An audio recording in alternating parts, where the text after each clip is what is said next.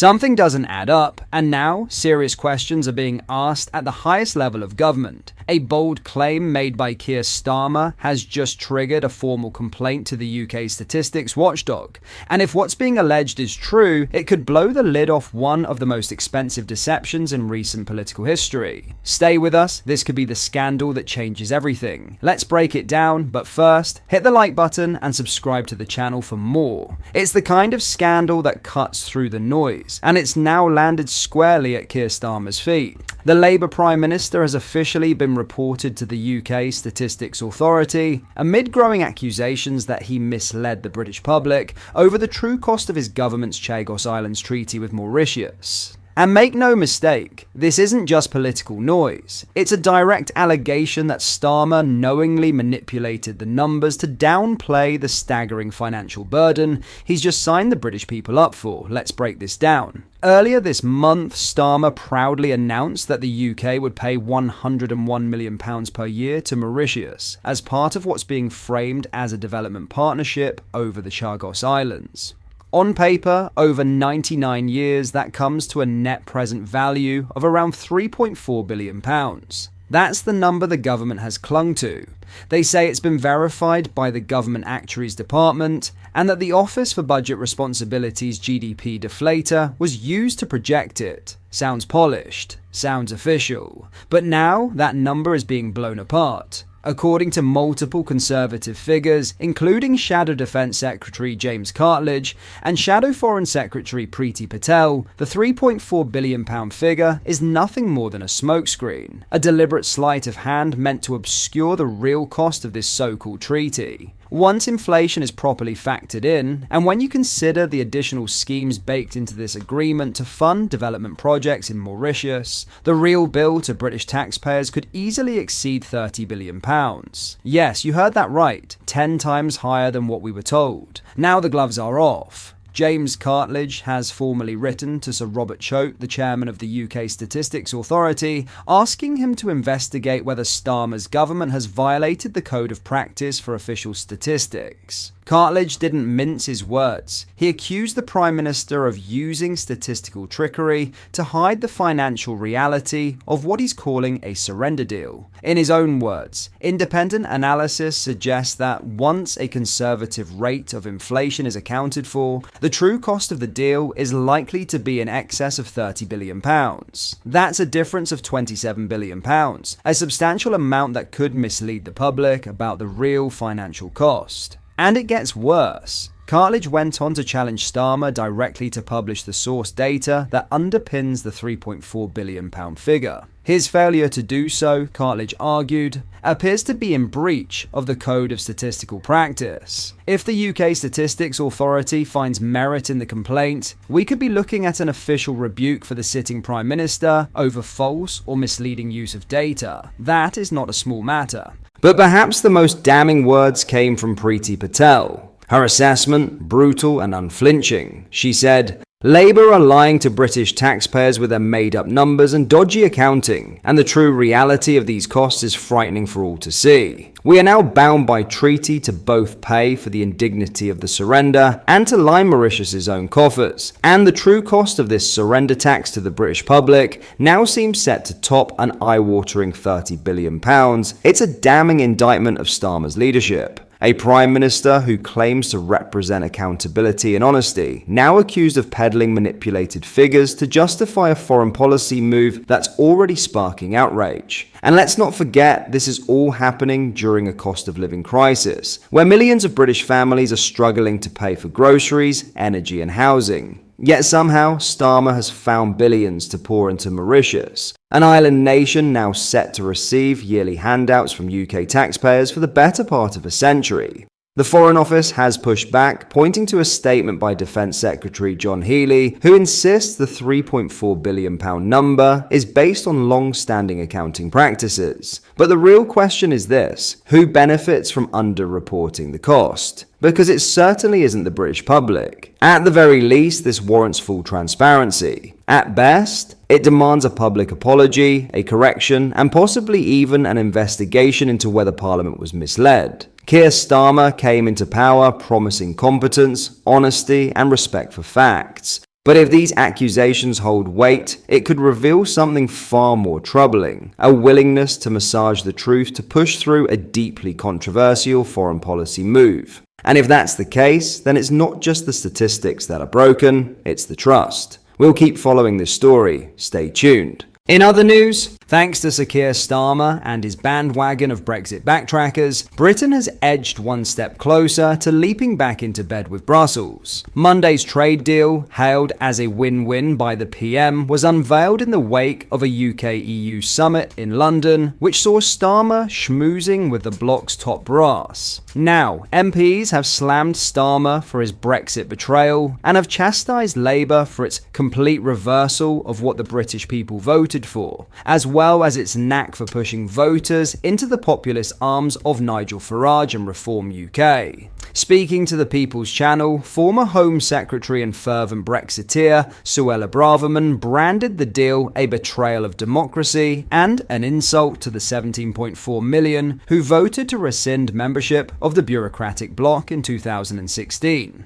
Labour's asset will see us rejoin the EU in all but name, she warned. With the government's new deal, she declared that the PM is determined to undermine the greatest political moment in a generation by stealth. And Braverman is not alone in her indignation, as leading Brexiteer Boris Johnson announced that Britain had become the gimp of Brussels. Now, Tory MP and Eurosceptic Andrew Rosendale said, "At the general election, it was made clear that Labour wouldn't reverse Brexit. But unfortunately, this so-called deal is reversing Brexit. It's doing the absolute opposite of what the whole purpose of leaving the European Union was about, that we took back control. According to Rosendale, Britain will be forced to give back legal control to the European Court of Justice, give back fishing control to EU trawlers, give back regulatory control to red tape-happy Brussels.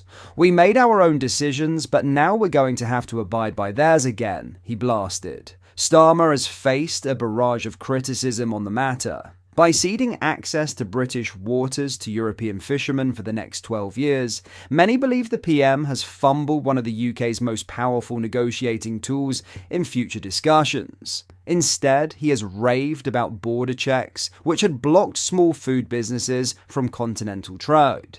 He has also praised various other benefits to Britons, including their new ability to use e-gates in EU airports. The whole thing is a complete reversal of what the British people voted for, and not only that, they're going to pay a lot of money back into the pot again, Rosendale slammed. It really is a complete reversal of Brexit. It's the worst of all worlds. The Romford MP took to the Commons to ask whether the leader of the House would raise a debate on the state of British democracy following the summit, saying, "This so-called EU reset is in fact a surrender of our hard-won Brexit freedoms, with rule-taking from Brussels once again. Will she please let the British people's views be paramount, not the short-term views of the government?" However, Lucy Powell insisted that people voted for the departure of the EU, alongside retaining many benefits of trade and cooperation, many of which the Tories were unable to settle following the referendum. He cannot have it both ways. One of the promises that his government made was that leaving the EU meant we could do lots of free trade deals with other countries, she said. We cannot have surrendered ourselves to the EU if we are getting those trade deals and securing those benefits at the same time. Nevertheless, Rosendale said that his government was too slow and urged the Tories to adopt a policy to feed all the opportunities that Brexit gives us. There's lots of things we could have done when in power that we didn't do. Our policy now should be to not only reverse what Labour is doing and cancel this surrender deal with one which goes in the absolute opposite direction and utilises all the freedoms we've got to our advantage. But another former cabinet minister warned the Tories of adding to the excessive polarisation and division and encouraged the party to not simply trot the old lines out. On the reset, Tobias Ellwood said, You're labelled as un-Tory if you like, if you're not really a Brexiteer. I'm trying to prove that you can be right of centre, but also supportive of a strong relationship with Europe, which has actually long been our case. It was Margaret Thatcher that created a single market. He added, I'm really saddened that my party has boxed themselves into a position which is now going to work against us in the longer term because, as time goes by, the younger generation is actually saying to rejoin.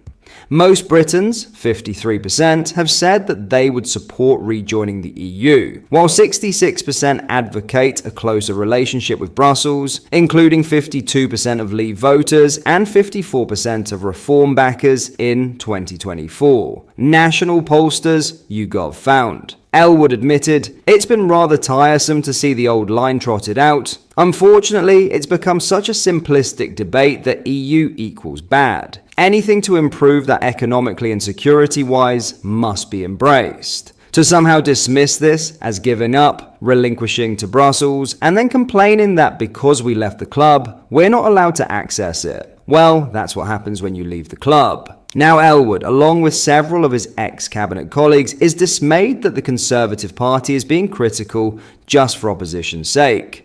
They have chosen to anchor themselves down, which will come, I think, to haunt them in the long term, he warned. From the reset, actually, there are some elements here that we can genuinely support that are good news. And that's perhaps where a more nuanced, more grown-up opposition would perhaps pursue. But it shows who the kingmakers are in the Conservative Party. Still, there's a small group of voices, the donorship, party base and so forth, that absolutely doggedly believe in this stance and drive the wider thinking. The so-called reset could even come at a great personal cost for the Prime Minister, with Reform and Labour MPs alerting Starmer that his backtracking on Brexit will have consequences. Deputy Leader of Reform UK, Richard Tice, slammed Starmer for his capitulation to the bloc, delivering a cheeky yet damning verdict on the deal in the Commons. He told MPs, in Boston and Skegness, my fishermen are furious that the Prime Minister has surrendered the fishing industry, and my constituents are furious that you have surrendered on freedom of movement and on rule-taking under the ECJ, European Court of Justice. But there is good news. Prime Minister, do you accept that you have also surrendered the jobs of many of your backbench MPs at the next general election to reform?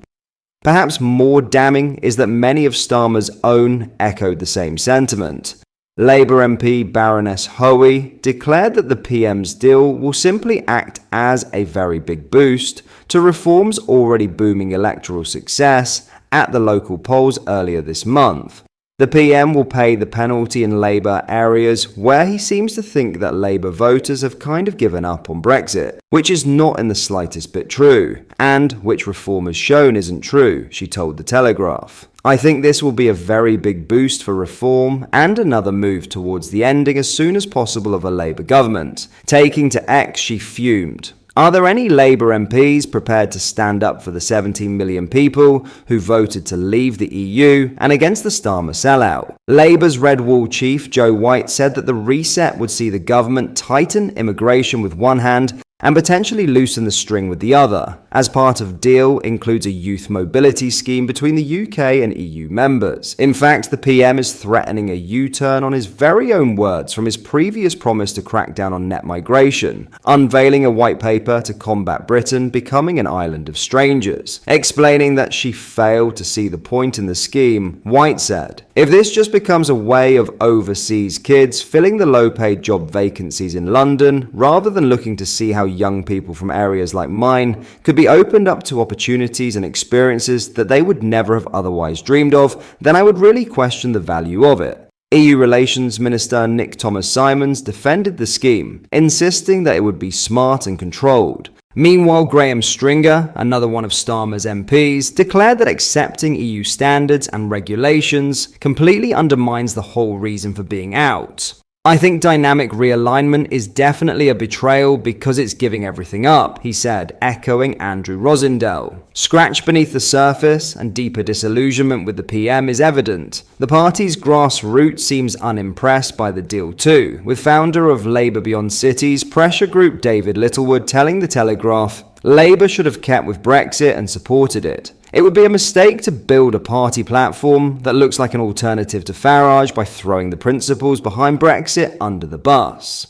Local Labour anguish is sure to add to Starmer's list of concerns, with his top team already trying to fend off a potential rebellion of more than a quarter of his parliamentary party, with 130 MPs disgruntled over the government's proposed benefit cuts. And it's sure to bring a smile to Nigel Farage and his loyal party members up and down the nation, as politicians peer at Britain's leader with a scepticism which in the past was exclusively reserved for Europe.